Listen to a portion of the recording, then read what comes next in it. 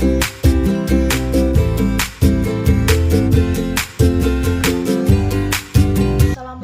warahmatullahi wabarakatuh. Saya Elsa Maritasari, saya dari kelas pendidikan biologi 4 Universitas Islam Negeri Raden Fatah Palembang. Baiklah, di sini saya akan mempresentasikan media pembelajaran yang telah saya buat. Di sini saya membuat media berupa model pop-up. Model pop-up merupakan suatu kartu atau buku yang dapat menampilkan gambar dalam bentuk 3 dimensi. Gambar tersebut akan muncul atau timbul ketika kita membuka halaman buku tersebut.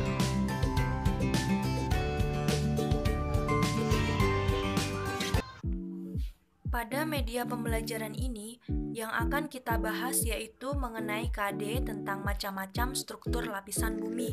Untuk itu, perlu kita ketahui bahwa struktur lapisan bumi ini terdiri dari 3 lapisan.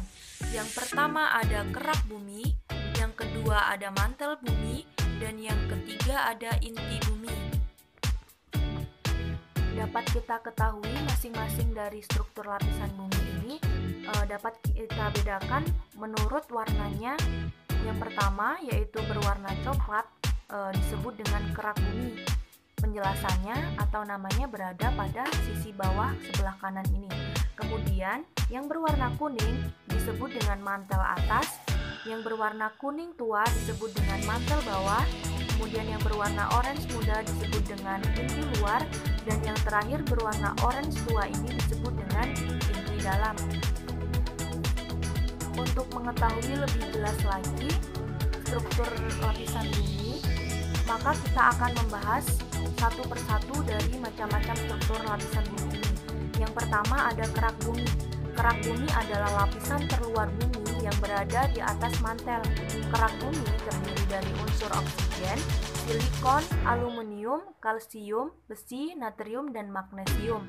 Pada kerak bumi ini terdiri dari 2 lapisan. Yang pertama ada lapisan kerak bumi samudra, yang kedua ada lapisan kerak bumi benua. Pada lapisan kerak bumi samudra ketebalannya mencapai 5-10 km.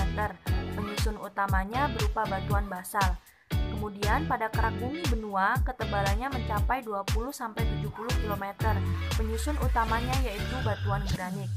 Kerak bumi merupakan lapisan yang paling atas dan yang paling tipis dibandingkan dengan lapisan lainnya. Pada kerak bumi inilah manusia dan hewan serta tumbuhan itu hidup. Selanjutnya yaitu selimut bumi atau mantel bumi.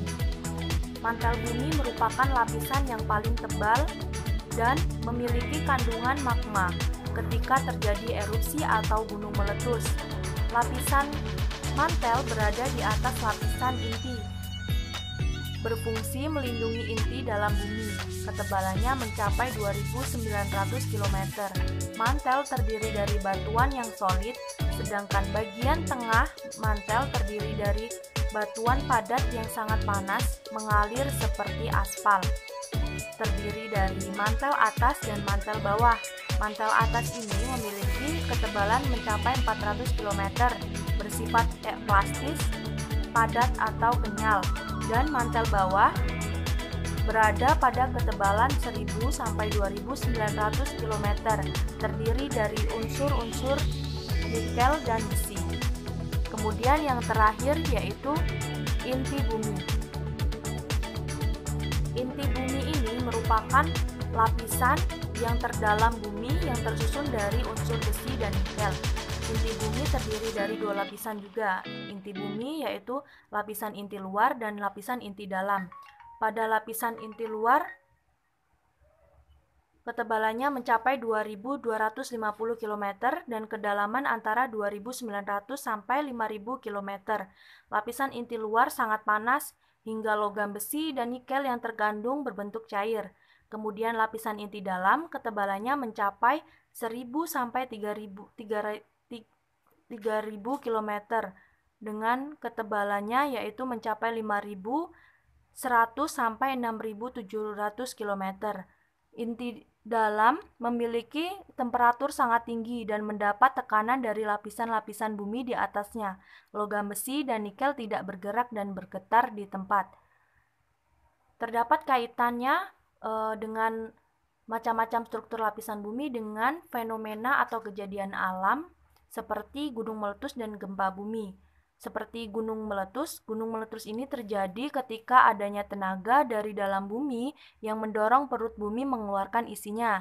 Kemudian gempa bumi itu timbul karena adanya getaran-getaran yang terjadi di permukaan bumi akibat pelepasan energi dari dalam secara tiba-tiba yang menciptakan gelombang seismik.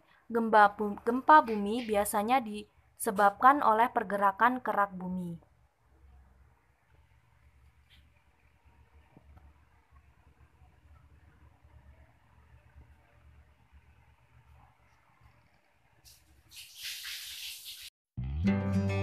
Demikianlah tadi sedikit penjelasan mengenai media yang telah saya buat, yaitu tentang struktur lapisan bumi.